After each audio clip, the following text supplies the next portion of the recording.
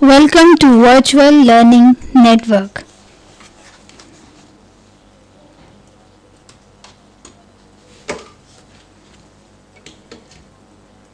Operations Management Session 14, Independent Demand Inventory Systems.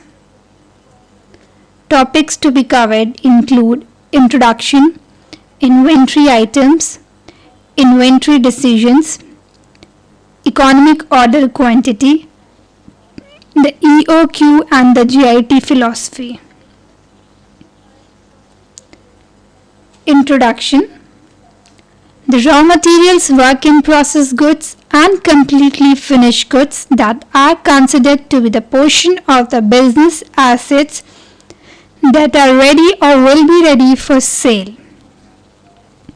Inventory represents one of the most important assets that most business processes because the turnover of inventory represents one of the primary source of revenue generation and subsequent earnings for the company's shareholders and owners. किसी भी company का, किसी भी organisation का जो inventory होती है, जो उसका स्टॉक होता है, वो सबसे मोस्ट इम्पॉर्टेंट एसेट होता है.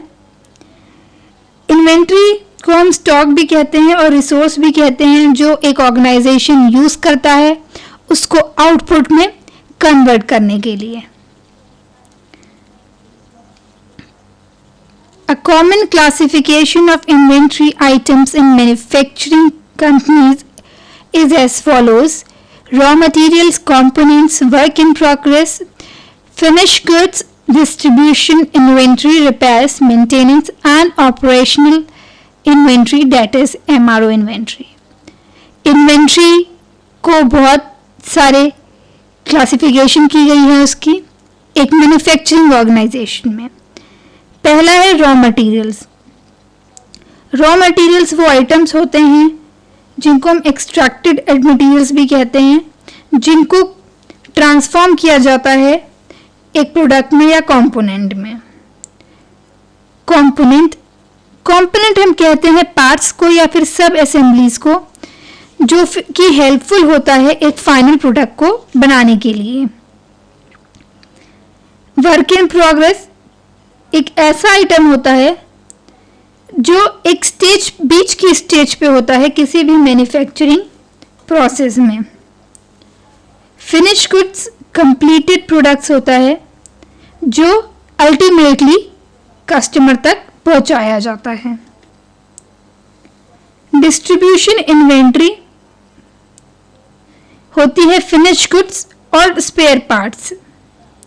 Maintenance, repair and operational inventory manufacturing में यूज होती है पर ये फाइनल प्रोडक्ट या फिनिश प्रोडक्ट का पार्ट नहीं होती है. Inventory serves many purposes such as timely delivery, buffer against supply chain uncertainty, detaching manufacturing operations, uninterrupted supply of seasonal products, volume discounts. Inventory basically उसके बहुत सारे ऑब्जेक्टिव होते हैं. पहला होता है कि टाइमली डिलीवरी हो स्टॉक की ताकि प्रोडक्शन में कोई डिले ना हो. दूसरा है कि एज अ बफर काम आता है सप्लाई चेन अनसर्टेनिटी के अगेंस्ट. तीसरा है ये अनइंटरप्टेड सप्लाई होता है सीजनल प्रोडक्ट्स के लिए क्योंकि सीजनल प्रोडक्ट्स कुछ सीजन में ही अवेलेबल होते हैं और वॉल्यूम डिस्काउंट्स भी मिलते हैं अगर आप इन्वेंट्री बल्क में खरीदें तो. Inventory items are divided into two main types. First one is independent demand inventory and second one is dependent demand inventory. जो इन्वेंट्री सिस्टम है वो दो तरीके में डिवाइड होता है. एक होता है इंडिपेंडेंट डिमांड इन्वेंट्री और दूसरा है dependent demand inventory.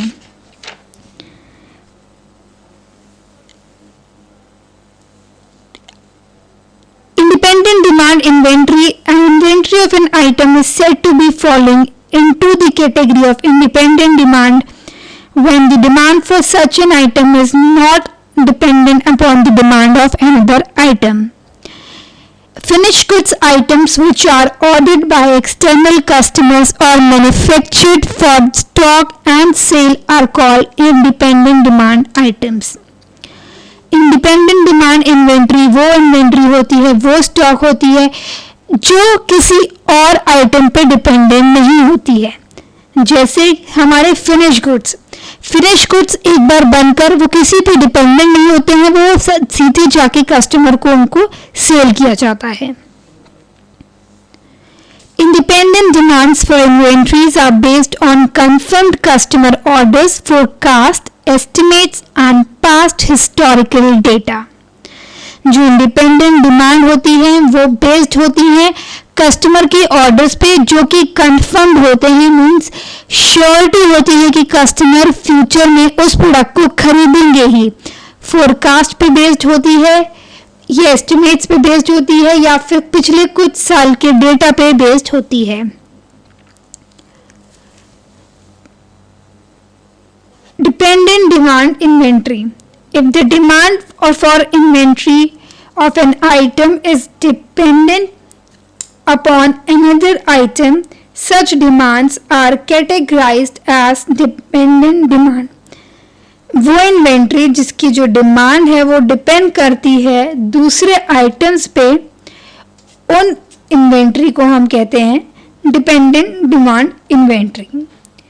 Raw materials and components inventories are dependent upon the demand for finished goods and hence called as dependent demand inventory.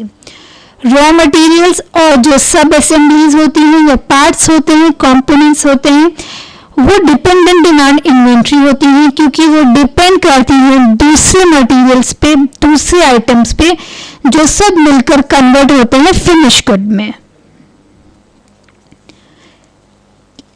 Take the example of a car. The car as a finished good is an held, produced and held in inventory as independent demand item, while the raw materials and components used in the manufacture of the finished goods car derives its demand from the demand for the car and hence it is characterized as dependent demand inventory. अगर हम car का example लें तो एक car as a whole independent demand item है, और अगर हम पार्ट्स ऑफ कार लें, उसके टायर्स, उसके स्टेयर्स, उसकी इंजन, वो होती है हमारी इंडिपेंडेंट डिमांड इन्वेंट्री क्योंकि वो डिपेंड करती हैं एक दूसरे पे. सारे कंपोनेंट्स मिलकर एक कार को तैयार करते हैं और टुगेदर एक कार बनती है.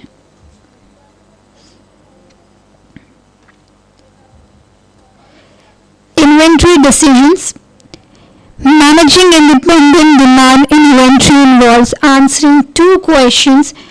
First, how much to order and second, when to order. Inventory decisions में basically कुछ decisions होते हैं इन्वेंट्री के बारे में, स्टॉक के बारे में, जैसे कि कितना ऑर्डर करना है इन्वेंट्री और कब ऑर्डर करना है. कुछ और भी क्वेश्चंस होते हैं इन्वेंट्री डिसीजंस में, जैसे किससे बाय करना है, कहाँ पे उसको स्टोर करके रखना है. ये सब भी क्वेश्चंस होते हैं जो इन्वेंट्री डिसीजंस में इन्वॉल्व होते हैं. Inventory decisions. Inventory management techniques, reorder point, perpetual model, periodic review model. Reorder point, continuous review system. A continuous review system tracks the remaining inventory of an item each time a withdrawal is made to determine if it is time to reorder. Continuous review जो system है, जो कि reorder point जिसे हम बोलते हैं, एक ऐसा सिस्टम है जिसमें हमेशा इन्वेंट्री पे एक आय रखी जाती है, ट्रैक किया जाता है. जब भी इसमें से कोई इन्वेंट्री विड्रॉ हो रही हो, कोई कम हो रही हो, तो ये देखा जाता है कि क्या ये टाइम तो नहीं है जहाँ पे हमें इन्वेंट्री ऑर्डर करना है, क्या ये टाइम तो नहीं है जहाँ पे इन्वेंट्री हमारी कम हो गई है और हमको ऑर्डर करना चाहिए. decision rule, whenever a withdrawal brings the inventory down to the reorder point, place an order for Q fixed units. और डिसीजन रूल यही है कि जब भी जो विड्रॉल है वो कम है रीऑर्डर पॉइंट से, नीचे आ जाता है रीऑर्डर पॉइंट से, तो एक ऑर्डर प्लेस करना चाहिए जिसकी फिक्स्ड यूनिट्स होती हैं. Reorder point is equal to DLT plus SS. DLT का मतलब होता है जो फोरकास्ट की है डिमांड की एक लीड टाइम में, और SS का मतलब होता है safety stock.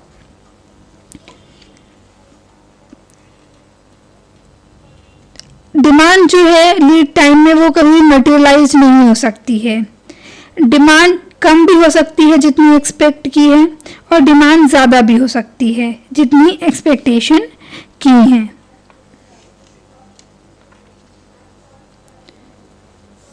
Economic order quantity. Economic order quantity may be defined as that quantity of purchase which minimizes the material order cost and material carrying cost. Economic order quantity उस quantity को कहते हैं जो कम करता है मटेरियल ऑर्डर कॉस्ट को और material carrying cost को जब भी परचेजेस होती हैं. ये बेसिकली एक ऑप्टिमल क्वांटिटी होती है ऑर्डर की, जो कि जो टोटल वेरिएबल कॉस्ट होती हैं उनको कम करती हैं. EOQ एक क्लासिकल फॉर्मूला है इन्वेंट्री मैनेजमेंट का, और ये रिप्रेजेंट करता है एक optimal trade off cost of ordering के बीच में और कॉस्ट ऑफ होल्डिंग इन्वेंट्री के बीच में. कुछ अजम्पशंस की जाती हैं इकोनॉमिक ऑर्डर क्वांटिटी की, जैसे item dependence, demand is known and constant. Item independence, demand is known and constant, certainty in lead time and supply. Each order is received in a single delivery. Only two relevant cost.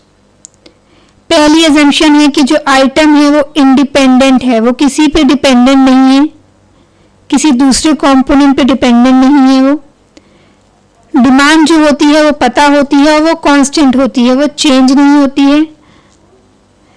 Certainty होती है lead time में, उसमें कोई uncertainty नहीं होती है. Supply में certainty होती है.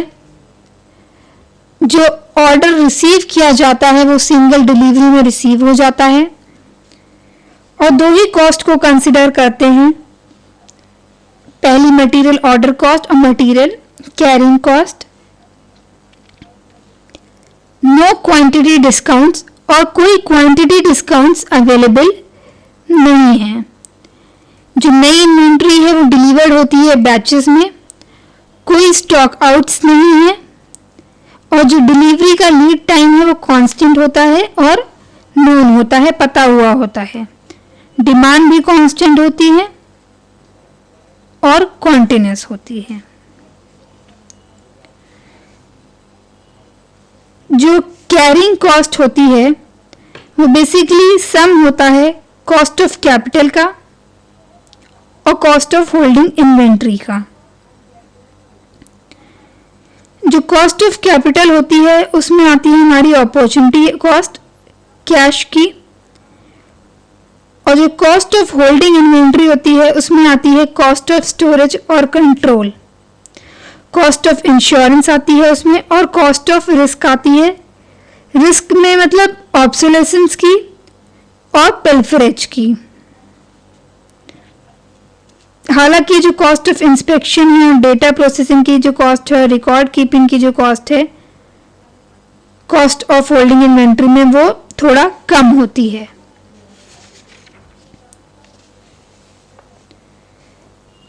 जो मॉनेटरी वाली होती है कैरिंग कॉस्ट की, वो इक्वल होती है एवरेज इन्वेंट्री की, और उसको मल्टीप्लाई किया जाता है कैरिंग कॉस्ट रेट से और यूनिट कॉस्ट से. ऑर्डर कॉस्ट जो होती है वो कॉस्ट होती है एक ऑर्डर को प्लेस करने की, और ये बहुत सारे फैक्टर्स इसमें इंक्लूड होते हैं, जैसे सप्लायर को सिलेक्ट करना, ऑर्डर प्रिपेयर करना, रिसीव करना ऑर्डर्स, उसकी इंस्पेक्शन करना, इंस्पेक्शन करने के बाद जो इनवॉइस है, जो बिल है ऑर्डर का, उसको पे करना।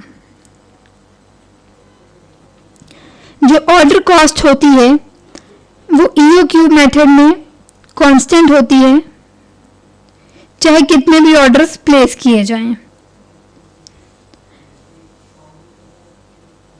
EOQ जो होता है वो होता है √2DS/CI का, जिसमें जो D होता है वो होती है annual demand, S order cost होता है और CI annual cost of carrying inventory होता है।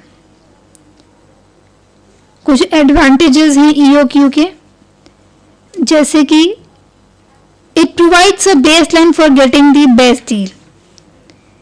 बेस्ट डील करने के लिए एक बेसलाइन प्रोवाइड करती है। It helps you to purchase only necessary items, keeping away from over purchasing. ये सिर्फ वही आइटम्स को परचेज करने के लिए बताती हैं जिनकी ज़रूरत है और ओवर परचेजिंग को प्रिवेंट करती हैं। Disadvantages of EOQ applicable only to non perishable products with demand. ये एप्लीकेबल होती हैं सिर्फ नॉन पेरिशेबल प्रोडक्ट्स पे, मीन्स वो प्रोडक्ट जो खराब नहीं होते हैं जल्दी। ये इग्नोर करती हैं डिलीवरी की क्वांटिटी और डिस्काउंट को। ये एज्यूम करती हैं कि जो स्टोरेज स्पेस है वो अनलिमिटेड है, जो कि गलत असम्पशन है।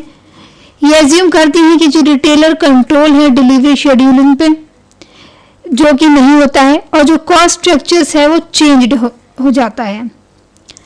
The EOQ and the GIT philosophy. GIT has recognized that there are several additional costs of inventory. They are lead time and responsiveness, quality, space, control and material handling. Just in time में ये recognize किया है कि cost of inventory में कुछ और भी cost होती हैं। Safety stock is defined as the extra units of inventory carried as protection against possible stockouts. Safety stock होता है कि इन्वेंट्री कितनी ज़्यादा है हमारे पास, ताकि इन केस ऑफ अनसर्टेनिटी हम उसको यूज़ कर सके। Inventory control is the supervision of the supply, storage and accessibility of items in order to ensure an adequate supply without excessive supply. Inventory control जो है बेसिकली इसमें हम supervision करते हैं सप्लाई का। ABC classification, it is a method of categorizing the product. ABC classification में हम product की क्लासिफिकेशन करते हैं, उनको कैटेगराइज करते हैं, उनको रैंकिंग देते हैं। Cycle counting, it is an inventory management procedure where a small subset of inventory is counted on any day. ये एक इन्वेंट्री मैनेजमेंट का प्रोसीजर है जिसमें एक सबसेट होता है इन्वेंट्री का जो काउंट किया जाता है किसी भी दिन।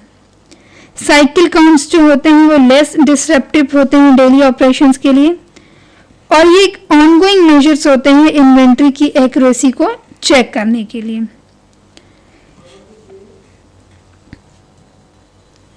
Measuring inventory performance. A common method of measuring inventory performance is by inventory turns. It is the number of times the inventory is turned around per year.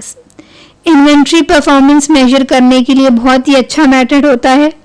इसमें inventory turns के अकॉर्डिंग हम inventory की performance major करते हैं, और ये major किया जाता है टोटल सेल्स को लेकर, उसको डिवाइड कर देते हैं इन्वेंट्री की वैल्यू से। That's all for this session. Now we have certain questions. Do it yourself. Name and explain the different types of inventory. And second is explain economic order quantity. That's all for this session. Thank you.